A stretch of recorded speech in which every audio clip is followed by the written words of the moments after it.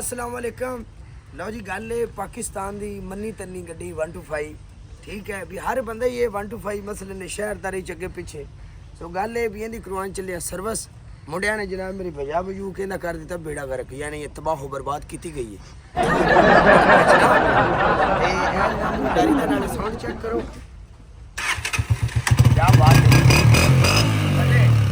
नवान चले उत्थे भी मजीद तुहानू वीडियो ते सुनाऊंगा ठीक है उत्थे जाके हाँ जी बाशो अभी जनाब मेरी आ गए हैं कार वाश से ठीक है और गड्डी वाश हो गई है मोटरसाइकिल लगा है पीछे साड़ी लारी लग गई है ठीक है पीछे माहौल चेक करो है जनाब फसला ने ठीक है सरकार अड्डा आ गया जनाब साडा शहर का इधर जनाब मेरी पंप है यह रोड जा रहा शहर में ठीक है यानी गल करने का मतलब है बाहर कंट्रियां दे बाहर के मुल्कों की है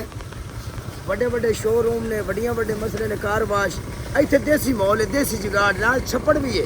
ठीक है इहदे छड़नियां ने मच्छियां इन्हें मच्छियां चढ़नियां ने ठीक है पूछे इन्हों को तो गल है क्या जनाब साडा पंजाब है ठीक है माहौल है जनाब इंजॉयमेंट है खुली हवा खुली फजा ठीक है अपना इंजॉय भी बंदे कर रहे हैं सिगरेट पानी भी पी रहे हैं माहौल भी है पंजाब रंगी मौज नहीं किते भी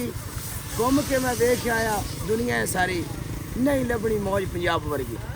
जिंदाबाद जी गड्डी नूं वज गया जी शैंपू मोटरसाइकिल नूं चमकाई पई है सरकार मुंडा हाँ भी थोड़ा अच्छा बाबा कोई माल मूल बाबा कम चल जाता तुहाडा निज़ाम बाबा यानी निज़ाम चल जाता रोड इतने तुसीं मसले ने बनाया है अगले जाके लोग मसले ने इत्थे आउंदे ने गड्डियां गुड्डियां वाले मोटरसाइकिल वाले अच्छा देख लो जनाब मेरी निज़ाम चेक करो फिर मसले ने आ ही निज़ाम इन्हें मसले ने बनाया लेकिन कोई ना कोई मसले ने आया गया रश बढ़िया मोटरसाइकिल हो गड्डी आए एक मोटरसाइकिल वो खड़ा एक साढ़े वाला खलोता है एक वो खलोता है यानी अल्लाह पाक रोज़ी देंदा ही पिया ना इंसान को जिथे मर्जी को बैठा है नसीब हर इंसान का अपना अपना ठीक है बाकी देख लो भैया रोड ही है मसलन लेकिन पाकिस्तान जिंदाबाद यकीन कर जो माहौल है जिहड़ा है पाकिस्तान ठीक लो जी मोटरसाइकिल सरकार साड़ी तैयार है यानी इहदा मतलब है सट पत्ते जोड़ो ते गड्डी तैयार है ठीक है उस गल तरह मोटरसाइकिल हुण तैयार है रेडी है बहरल विच पै गए इहदे पानी हुण कारीगर को ले जानी पैनी प्लग इहदा साफ करवाना पौना मार असीं थां गए हैं सलाम मार के वेखो की पता हो ही जावे चलो फिर जनाब मेरी ये तो स्टार्ट हो गई शुक्र है ये किसी गल नूं मन गई है ठीक है बाकी लव यू हो गया मिठियो मजीद ब्लॉग बनाते रहांगे इंशाल्लाह ते तुहानू सरकार मेरी टिकटॉक नैट की दुनिया में इंशाल्लाह असीं मिलते रहांगे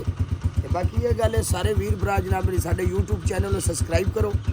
जिवें सपोर्ट सानू टिकटॉक ते कीती उवें सपोर्ट साडी इत्थे करो मजीद नवीं वीडियो काला लैके आवेगा तुहाडे नाल नो प्रॉब्लम हाँ जी।